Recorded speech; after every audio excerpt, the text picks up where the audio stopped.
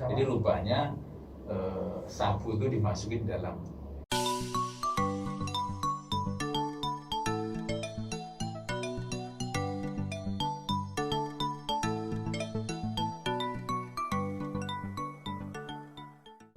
Kembali lagi di Bisik Tenar, bincang asik tentang narkoba. Ela sampai tak katek Pak Hari. Oke, kali ini kita kedatangan tamu yang sangat spesial sekali. Dan kebetulan kita tadi sudah launching perdana podcast kita di BNNP Kalteng. Judulnya adalah Bisik Tenar, bincang asik tentang narkoba. Tamu kita yaitu seorang jenderal, Bapak Brigjen Pol Dr. Andes Edi Suwasono MM. Gimana Bapak kabarnya Bapak? Alhamdulillah baik. Teman-teman semua mungkin banyak yang belum kenal nih sama Bapak Edi Suwasono. Nanti kita akan tanya lebih dalam lagi Pak ya, Boleh. tentang pengalaman-pengalaman beliau. Sangat luar biasa sekali, banyak sekali pengalaman beliau yang bisa kita ambil nanti. Sebelum kita tanya, kita tanya dulu nih Pak tentang podcast ini Pak. Kira-kira apa Pak tujuan dari podcast ini Pak dibentuk Pak? Tujuan podcast ini satu, seiring dengan kebijakan baru Kepala BNN ya, yang saat ini beliau menggelorakan hashtag ya, war on drug atau perang terhadap narkoba. Terus yang kedua, bahwa indikasi penilaian dari masyarakat adalah menjadi hal atau faktor yang utama terhadap kinerja BNN RI dan seluruh jajarannya. Sehingga beliau menegaskan agar mengaktifkan seluruh media massa, media sosial ya, dan itu menjadi salah satu indikator keberhasilan. Podcast ini adalah hal yang sangat penting ya, akan kita jadikan sarana bagaimana kita akan mengisi media-media sosial kita ya, dan sebagai sarana komunikasi. Terus kemudian yang kedua adalah sarana informasi ya, terkait dengan masalah tupoksi kita atau tugas pokok fungsi kita sebagai lembaga pencegahan, kemudian pemberantasan dan rehabilitasi terhadap penyalahgunaan narkoba. Kedepannya Pak, kira-kira podcast ini mau dibawa kemana nih Pak? Kira-kira mau ngundang siapa nanti Ya, setelah ini Pak? Kita I have a dream ya, kita punya impian ya.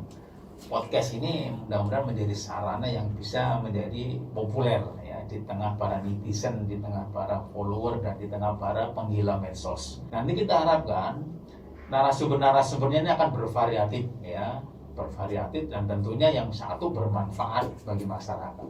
Salah satu contohnya, tidak menutup kemungkinan nanti narasumbernya ada tokoh politik, tokoh seni, budaya, artis segala macam, bahkan sampai nanti akan kita upayakan testimoni ya, mantan pecandu yang saat ini sudah berhasil dari seorang pengusaha, jadi seorang pokoknya yang bisnismen yang sukses ya, yang mampu mengatasi selama kecanduan, dia bisa berubah total ya. Mudah-mudahan nanti menjadi inspirasi bagi para pendengar. Jadi kita nanti akan mengundang teman-teman semua, influencer, tokoh agama juga, tokoh politik juga Pak ya. Nanti untuk kedepannya podcast ini mudah-mudahan akan semakin berkembang dan memberikan juga selain hiburan juga edukasi kepada seluruh masyarakat di Kalimantan Tengah gitu Pak ya. Baik Bapak, bicara tentang narkoba nih Pak, kita masuk ke yang agak berat sedikit nih Pak. Ya, silakan. Presiden Jokowi kan menyatakan nih Pak, Indonesia ini sudah darurat narkoba gitu Pak. Kalau menurut Bapak tuh gimana? Kalau di Kalteng sendiri seperti apa itu Pak? Baik, jadi sebagai ilustrasi memang benar apa yang diinstruksikan oleh Bapak Presiden. Karena kekhawatiran beliau tentang kondisi kedaulatan narkoba saat ini, sehingga beliau mengeluarkan instruksi Presiden ya, nomor 2 tahun 2020. Intinya adalah dia menginstruksikan kepada seluruh elemen masyarakat, termasuk aparatur negara, agar aktif melakukan dan wajib melakukan kegiatan rencana aksi P4GN. Nah, untuk di Kalimantan Tengah ini, para pendengar semuanya, masyarakat kita yang sudah terpapar narkoba itu di angka 19.000 yang terpapar narkoba. Nah, terus kemudian penyalahgunaan yang terbesar di Kalimantan Tengah itu ada 3 jenis sebenarnya, tapi yang paling besar adalah penyalahgunaan jenis sabu, yang kedua ekstasi, terus kemudian yang pil daftar G.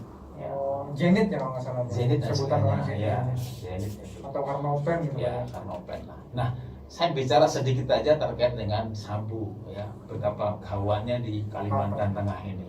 Nah, kalau kita kalkulasikan, jadi kalau sabu itu untuk pemakai pemula 1 gram itu dia bisa untuk membuat sekitar 40 orang. 40 orang 40 orang. Jadi kalau 19.000 ya, setiap bulannya diperlukan berapa?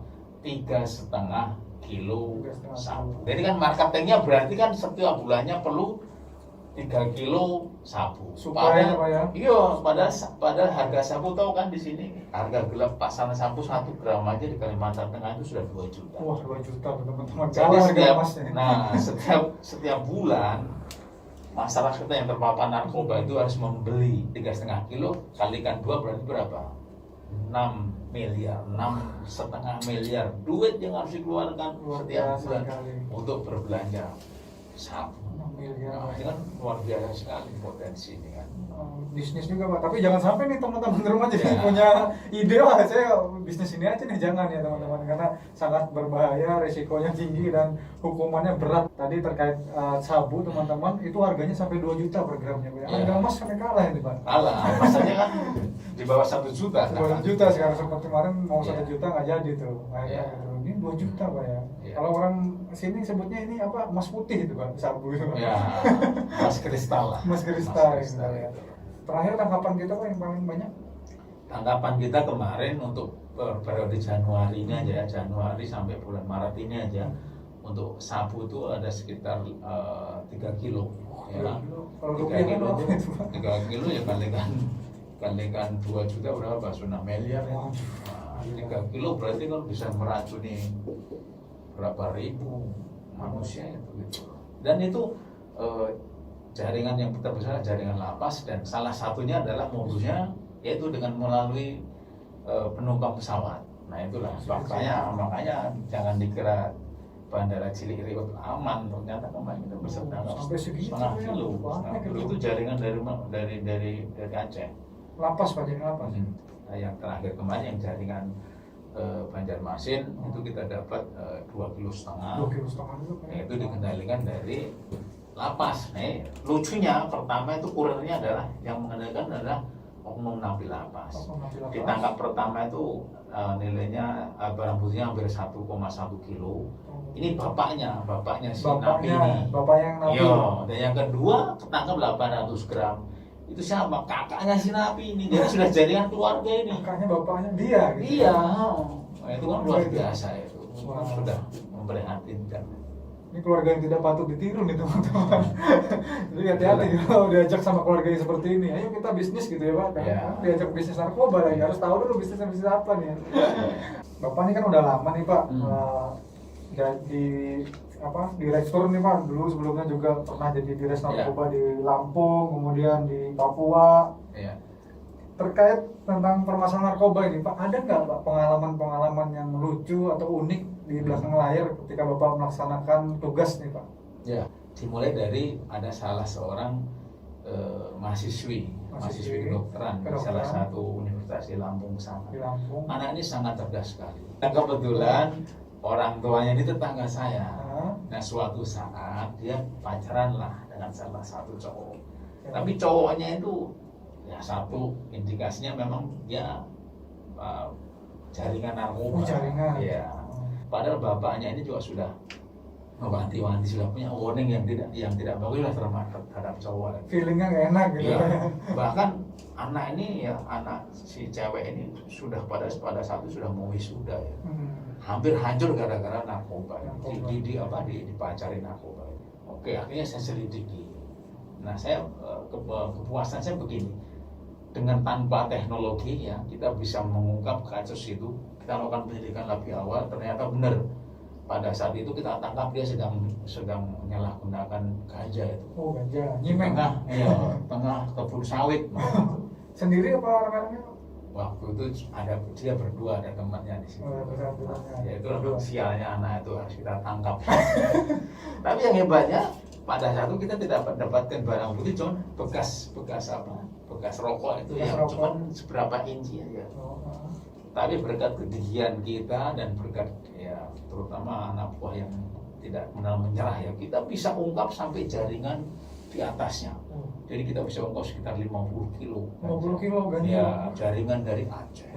Yang saya sangat tersentuh hati saya itu begitu orang tuanya terima kasih pada kami bahwa anaknya sudah terselamatkan dari bandar Jaringan. itu luar biasa sekali. Jadi kadang sesuatu yang tidak masuk akal bisa dilakukan oleh bandar-bandar ini gitu. Karena intinya benar-benar merusak. Dari cuma dapat segini Iya. Pak, ya, sampai dapat 50 kilo, Sampai luar kita biasa sekali. sampai itu. jaringannya lebih besar. Jaringan. Pada saat itu kan kita belum ada teknologi. 2005 ya Pak? Iya, ya masih handphone Handphone yang jadul. jadul itu. Handphone Belum ada tulis. WA gitu kan. Kita cek pos masih dalam wilayah kabupaten gitu. Ya tapi itu kalau misalnya intinya kalau kita berbuat baik, insya Allah akan memberikan yang petunjuk yang terbaik. Yang kedua, kita bisa menemukan jaringan sabu juga. Ya, itu berkat kejelian, kalau itu kejelian dari anggota. Ini sekilas cerita saja lah ya. Itu ceritanya. Nah, walaupun nanti Menarik nih Pak ceritanya. mau walaupun dituruh sama pengedar ya silakan aja kan. Betul. Kan kita buat airport interdiction ya di wilayah hukum di Bakauheni itu kan di wilayah pelabuhan lah Bakauheni. Jadi seluruh pintu masuk Sumatera dan Jawa itu di situ, lewat situ semuanya. Dulu sudah banyak lah di situ yang kita ungkap, mulai dari 11 ton ganja dengan mobil tronton itu, terus kemudian sabu bahkan heroin juga sudah kita ungkap di situ. Dan yang menarik waktu itu adalah mengungkap salah satu tersangka pengedar kurir juga. Korea. Dia dari jaringan sindikat Aceh. Dia menggunakan waktu itu menggunakan mobil Altis ya, Toyota Altis baru waktu itu. Kan waktu itu kita sudah bisa mengidentifikasi pelaku-pelaku yang biasa menyelundupkan itu kalau misalnya dia menggunakan kendaraan nomor tertentu lah, nomor tertentu ya. Terus kemudian orangnya tersangkanya orang mana kita sudah tahu. Sudah tahu. Ya. Tapi si pelaku ini ya secara kasat mata tidak mencurigakan dan tidak masuk dalam kriteria mapping itu. Iya gitu. Ya, clear semuanya. Cuma anggota personel kami itu curiga kan pada saat dia duduk sopir itu kepala dia itu dengan atap mobil di atas itu Ethernet kok kayaknya janggal gitu loh. Janggalnya apa kok terlalu dekat gitu kan. Terus kemudian disuruh keluar ya, ternyata bener. Rupanya sabu itu dikemas di dalam tempat duduk sopir itu, di dalamnya itu ya di jok tempat itu. Iya, tapi memang di dalam kondisi sudah jelas gitu. Bukan begitu kursinya diangkat ya hanya bodi saja, tapi rupanya di bodi bawahnya itu Di dalamnya itu ada kotaknya. isinya Ya ada sabu sekitar 10 kilo. 10 kilo. Gitu. Bayangin itu teman-teman. Jadi bandar ini dengan segala macam caranya, di mana di situ ada celah, ada rongga, itu bisa dimasukin barang itu aja Iya. Pak ya. Nah, yang paling tragis yang kita ungkap kemarin jaringan sabu yang di Pangkalan Bun yang naik pesawat. Jadi rupanya sabu itu dimasukin dalam mohon maaf ya itu kondom itu terus dimasukkan di tubuhnya si pelaku itu. Dia mulai dari Bandara Polonia Medan, mulai dari Medan sana. Medan transit Jakarta transit Semarang, lolos semua itu. Nah, begitu Pangkalan Bun ketangkep, itu ada dapat 800 gram ya. Nah itu salah satu bagaimana caranya mereka berupaya untuk Hebat sekali Pak, lolos untung di Pangkalan Bun. Iya, berarti yang hebat Pangkalan Bun. Pangkalan Bun itu jangan ada aura mistisnya di sana. Iya. Dia kenanya di situ itu Pak. Pokoknya intinya kalau orang berbuat jahat itu Tuhan penganan murka juga. Pasti ketahuan lah. Ketahuan juga seberapa pun pintar liciknya Iya. bandar, kami juga nggak kalah pintar nih ya. Karena nggak kalah licik gitu. Nggak kalah licik kita. Menarik sekali nih ngobrol dengan Bapak Kepala BNN Provinsi Kalteng, Pak Edi, nih teman-teman semua. Tapi sayang sekali waktu kita juga udah mau habis nih teman-teman semua. Mungkin terakhir nih Pak, kira-kira pesannya apa Pak untuk masyarakat ini Pak? Jadilah pribadi-pribadi yang anti narkoba. Jadilah pribadi-pribadi yang mampu bisa mencegah para pengedar-pengedar untuk melakukan kegiatan penyalahgunaan di wilayah masing-masing. Itu yang paling baik. Jadilah pahlawan pada diri Anda sendiri. Jadilah pahlawan bagi diri Anda sendiri ya, dengan tidak menggunakan Narkoba. Jangan lupa selalu melihat fisik tenar. Nah, itu yang paling bincang penting. asik tentang narkoba. Narkoba. Silakan di like, Silakan dan di subscribe. like, di komen, di subscribe teman-teman, karena ini adalah tayangan perdana kita, betul Pak ya, tayangan perdana kita, dan moga-moga dengan adanya Bisik Tenar ini semakin tenar, apa namanya, bukan narkobanya yang tenar ya Pak ya, tapi pemberantasan narkoba di Kalteng semakin tenar sehingga tidak ada lagi anak muda, orang tua, siapapun itu yang menggunakan narkoba, apalagi menjual narkoba, hingga narkoba ini hilang dari Kalteng sehingga tercipta Kalteng bersinar Pak ya. Betul. Kalteng yang bersih dari narkoba. Ada lagi Pak yang mau disampaikan Cukup. Pak? Kita tutup dengan War on Drug. Oke, terima kasih.